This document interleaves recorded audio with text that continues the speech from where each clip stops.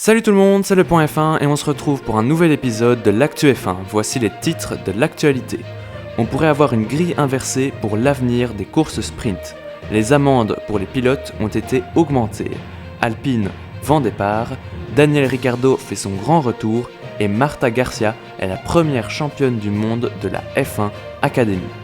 Après la course sprint plutôt ennuyeuse de ce samedi, Christian Horner, le patron de l'écurie Red Bull, dit avoir une idée pour donner un peu plus de suspense à cette course.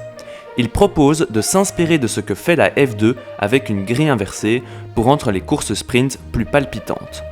Seul bémol, la F1 a déclaré qu'il ne ferait jamais de grille inversée pour le show.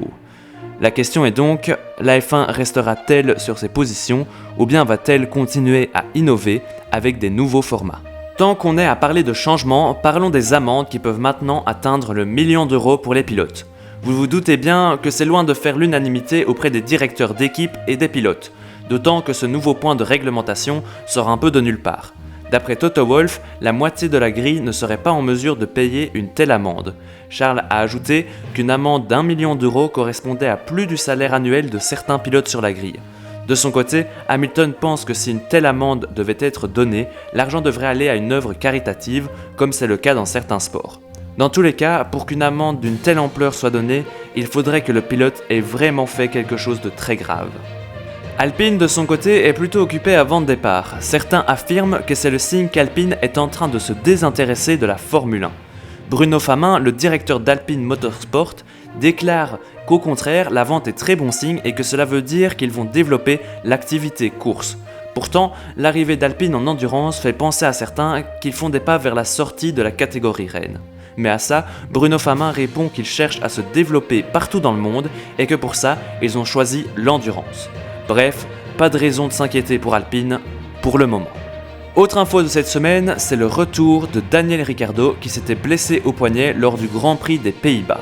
Il a tout d'abord remercié Liam Lawson pour tout le travail effectué en son absence et lui annonce un avenir radieux. Il a ensuite déclaré que sa convalescence avait été un peu plus longue que prévu car sa blessure était plus grave qu'il ne l'aurait pensé au départ. À l'heure où je vous parle, il a signé une 15e place en qualif, une 11e en shootout et une 12e en sprint.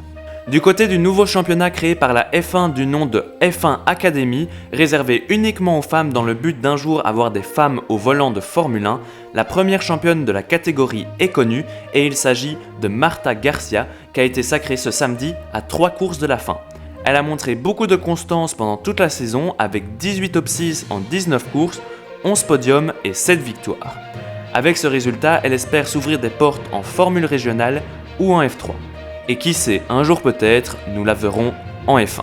Pour l'heure, c'est la fin de cette Actu F1, j'espère qu'elle vous a plu. Si c'est le cas, abonnez-vous, lâchez un pouce bleu, vous avez l'Insta et Twitch dans la description et ici en haut à gauche, n'hésitez surtout pas à aller faire un tour. Nous, on se retrouve très bientôt pour de nouvelles vidéos. D'ici là, portez-vous bien, à la prochaine, au revoir.